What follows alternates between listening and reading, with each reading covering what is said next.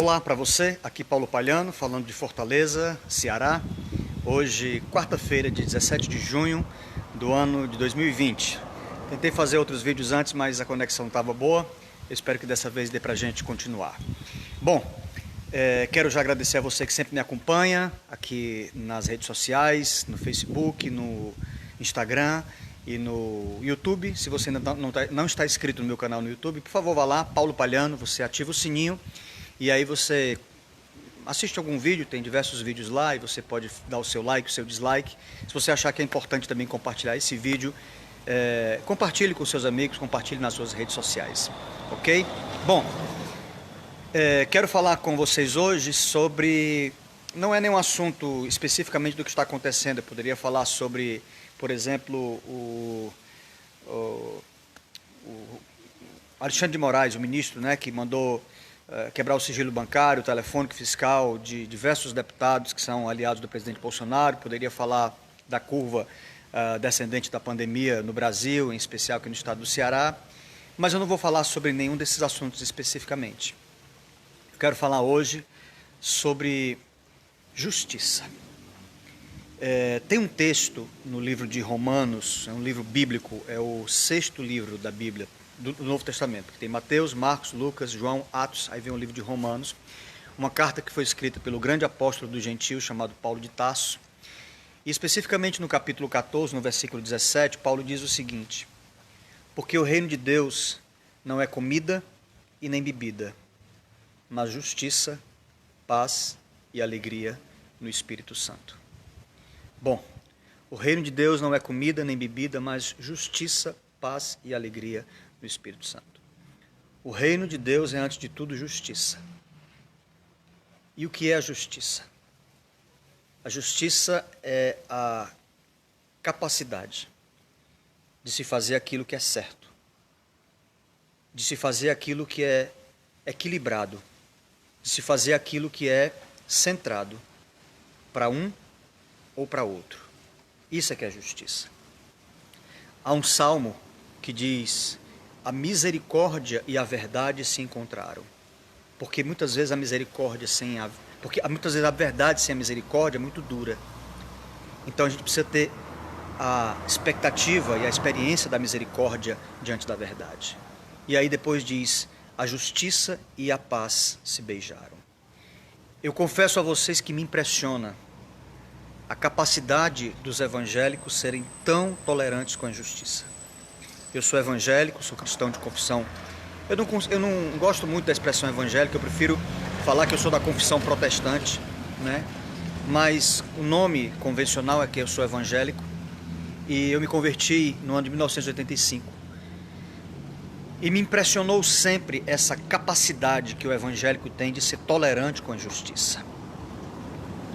A gente usa armas como: vamos orar. Deus sabe todas as coisas. Deus vai mudar todas as coisas. Isso é verdade, não é? Existe uma passividade incômoda no meio evangélico em relação às injustiças. A capacidade que nós temos de tolerar a injustiça é assustadora. E esse povo evangélico, o povo cristão, que deveria ser o primeiro povo a se levantar contra as injustiças, na maioria das vezes é o último povo, não é? Eu fico algumas vezes vendo as falas do Silas Malafaia, não é? Ontem ele fez uma fala muito forte em relação ao STF, uma fala muito forte dizendo que existe um complô do STF contra o Brasil, contra o presidente da República, e ele pode até ser preso, não é? E sabe o que eu fico pensando? Se ele for preso, os evangélicos, sabe o que vão dizer? Foi preso porque deveria estar pregando o evangelho e não falando sobre as injustiças. Esse mesmo Paulo de Tarso, que escreveu o livro de Romanos, que fala que o reino de Deus é em primeiro lugar, não é comida nem bebida, mas em primeiro lugar a justiça, ele foi preso, porque quando ele pregava o evangelho, ele trazia à tona as mazelas da sociedade.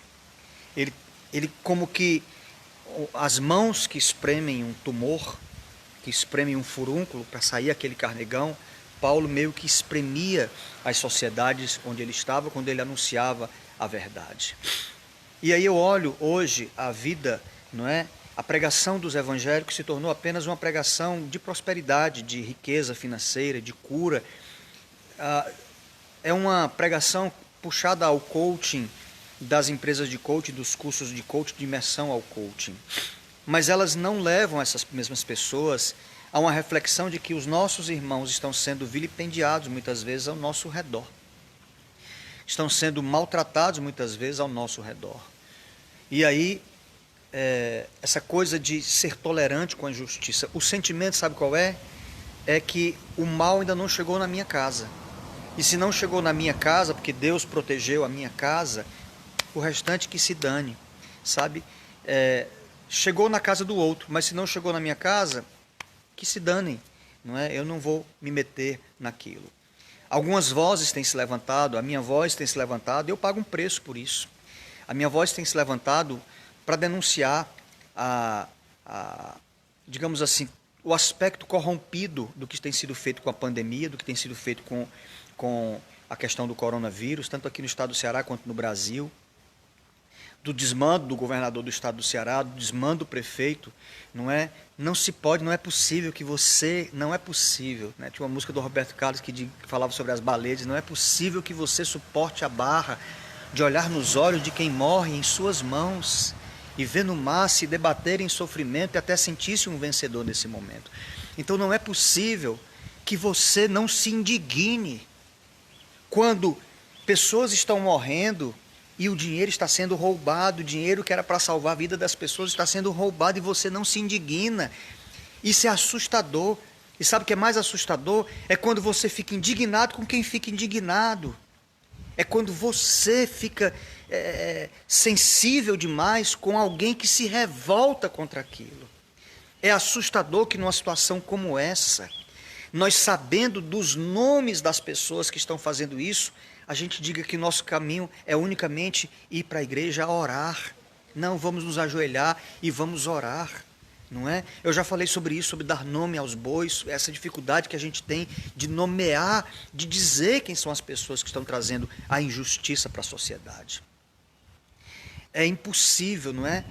Não é possível que você olhe as pessoas roubando o dinheiro da merenda que as crianças têm direito e que talvez seja a única fonte proteica que elas vão ter, a merenda na escola, e as pessoas roubarem e você dizer assim, vamos orar por isso, não é?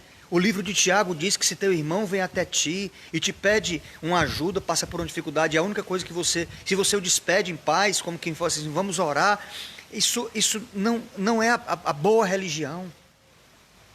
Se é isso ser evangélico, eu abro mão de ser evangélico. Tá certo? Se evangélico é ser tolerante com tudo isso, é anuir com tudo isso que está ao nosso redor. Eu cresci, não é? Ouvindo as histórias de pessoas que pregavam nos países comunistas e que eram obrigadas a comer as fezes do outro irmão por um sistema corrompido, porque não se podia pregar a palavra de Deus. Não é possível que você veja que a China implodiu uma igreja cristã e você diga, está tudo certo, está tudo direito, e você não se levante apenas porque é apocalíptico, apenas não, porque é o fim dos tempos, é assim mesmo, porque se esse é o sentimento, então deixa eu dizer para você uma coisa, você vai morrer, então para que diabo é que você está vivendo?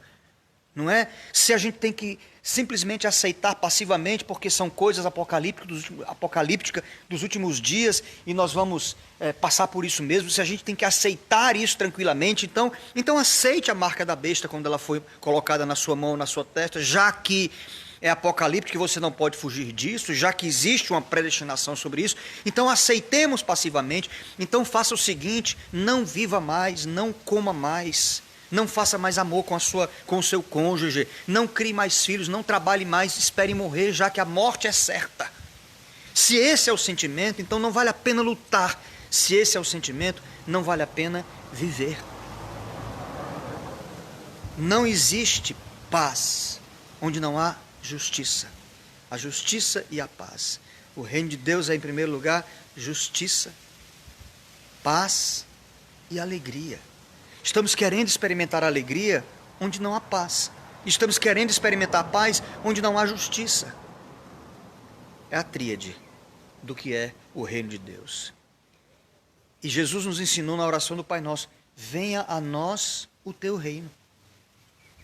Você acha que se Deus estivesse encarnado fisicamente neste mundo, ele iria assistir passivamente o que está sendo feito de injustiça nesse país, da quantidade de dinheiro sendo surrupiado para o bolso de uma ou outra pessoa, de uma ou outra família, em detrimento de milhares de pessoas morrerem e milhões passando fome? É isso que você acha que é fé? É isso que você acha que é o cristianismo? É assim que você acha que é ser cristão?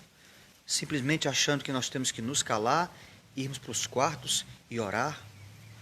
Se é isso, nós temos uma fé diferente. Não é assim que eu acredito. Eu acredito que se Deus nos colocou neste mundo, exatamente nesta geração, exatamente com as capacidades, com as inteligências, com os raciocínios, com as forças, com as tecnologias que nós temos, é porque nós temos aqui uma missão. E a missão é de trazer para este mundo justiça, paz e alegria. Essa é a minha palavra para você no dia de hoje. Eu espero que você tenha uma quarta-feira muito boa, muito abençoada, e que o Senhor Deus abençoe a você, qualquer que seja a sua confissão religiosa. Que Deus abençoe você, que Deus abençoe a sua casa, a sua família. Um beijo para todo mundo e, se Deus quiser, até amanhã.